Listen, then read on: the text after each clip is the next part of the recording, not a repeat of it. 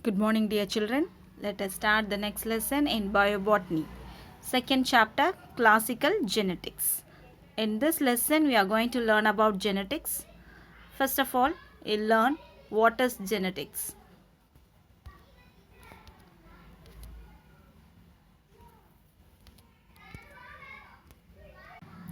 Girls, you would have heard about from your family members that you have represents or resembles your father's characteristic feature or your mother's characteristic feature, or some girls may have your grandparents' features in your behavior, in your physique and all, right? You would have wondered how does this happens. This is because inheritance of characteristic features from one generation to the next. Genetics is the study of how living things receive common traits from previous generations. We can see that the younger one which resembles the characteristic feature of a parent. At the same time, there may be some variations. Within the same species, most probably the common characteristic features are same, but still we can able to find out some variation. For example, in our own family, we are siblings of a same parent. Still, we show some variation. At the same time, we share some common characteristic features. All these are because of this inheritance capacity of a living characteristic feature. Genetics, the science of heredity, that is, inheritance. Genetics is a branch of biological science which deals with the mechanism of transmission of characters from parents to offspring.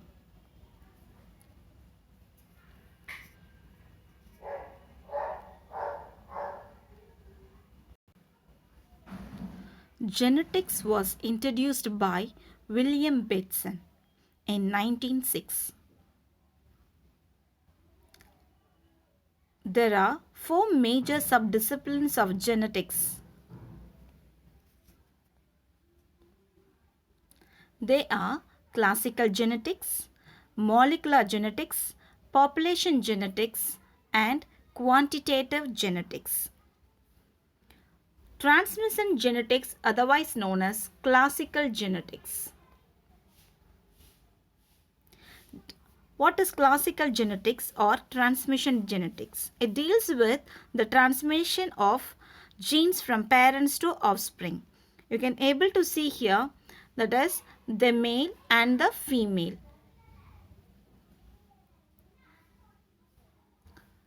Female pistil and then male pollen characteristic feature. So from a male parent and a female parent, the characteristic features are shared among the offspring. Second one,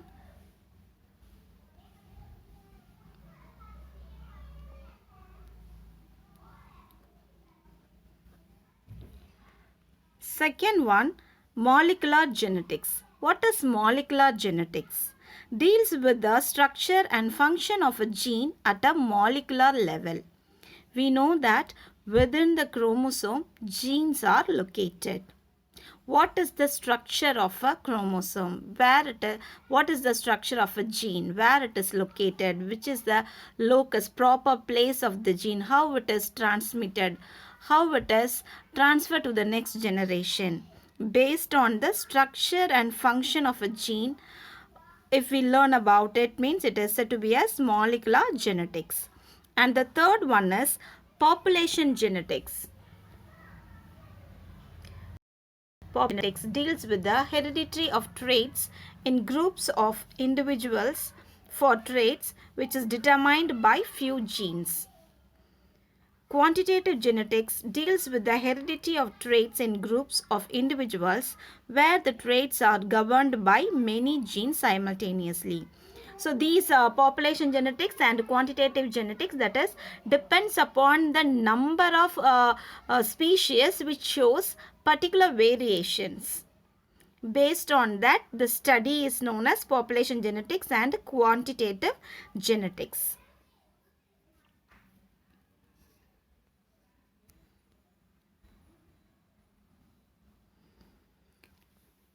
What is the reason for similarities, differences of appearance and skipping of generations? Genes, the functional unit of inheritance, the basic unit of heredity, that is, biological informations are carried from one generation to another generation with the help of this basic unit. What is the basic unit? That is the gene, which transmit biochemical, anatomical and behavioral traits from parents to offspring.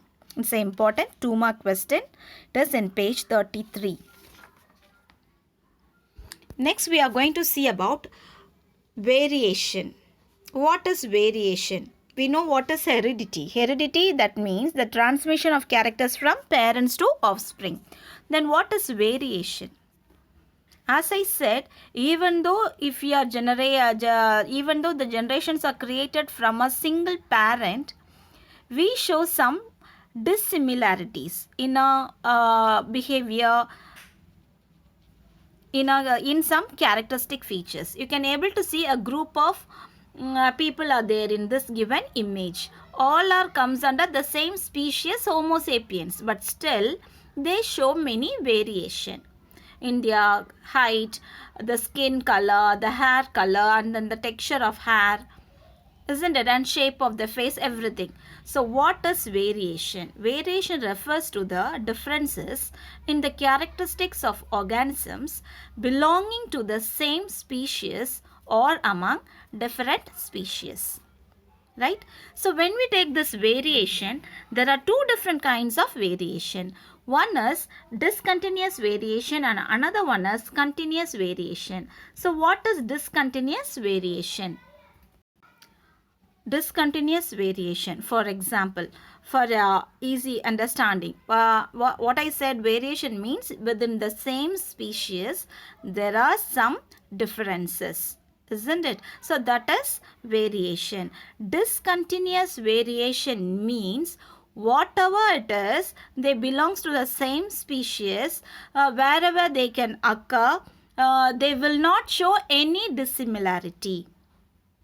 Okay, so the external environmental factors or any other factors that will not create any impact on the characteristic feature. They will not show any other dissimilarities. This kind of variation is known as discontinuous variation. For example,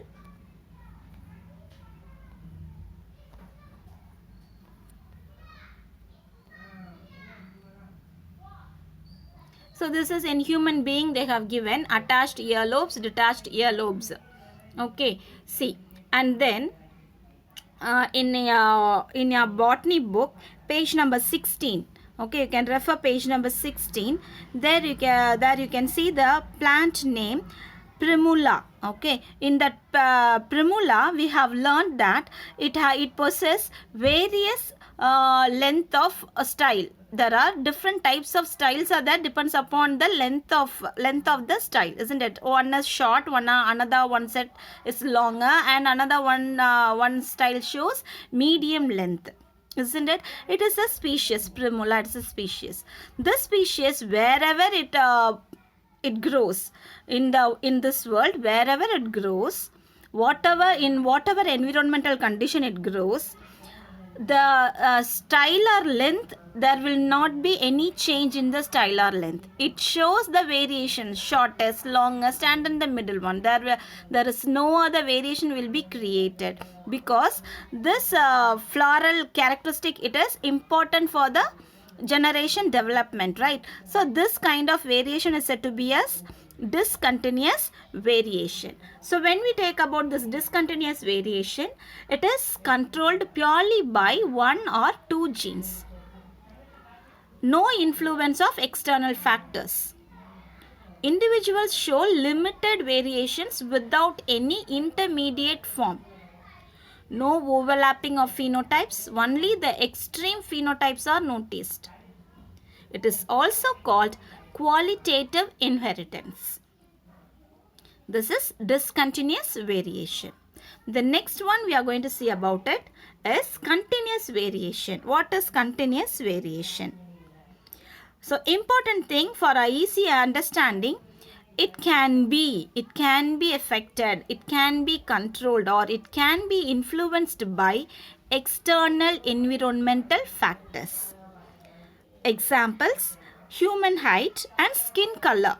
You may notice the different persons from different countries, they have different physical features. Some may very tall, and the people, those who are from Japan, they shows different kind of face structure, right? And easily we can able to identify the persons from Africa.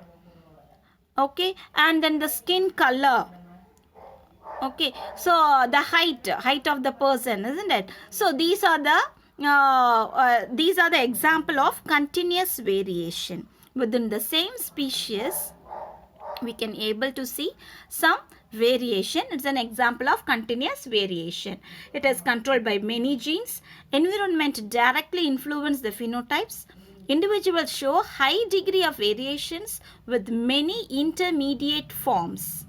Individuals show a high degree of variations with many intermediate forms. Phenotypes overlap, and there is a complete gradation of phenotypes from one extreme to another without any interruption. It is also called as quantitative inheritance. Okay, so what is continuous variation? What is discontinuous variation? This is an example for continuous variation. Okay, this image.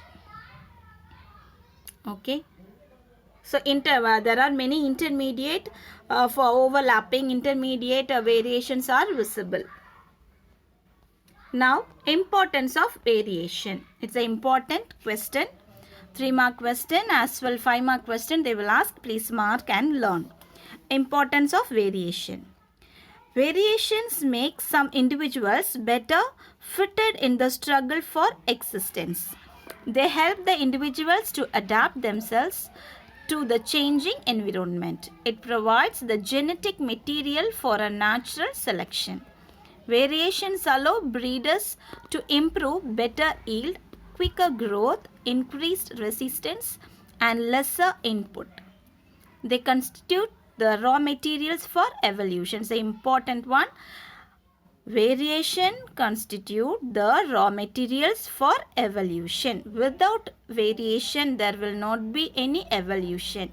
You know that we have evolved from lower group of organisms to higher level of organism, isn't it? How it is possible?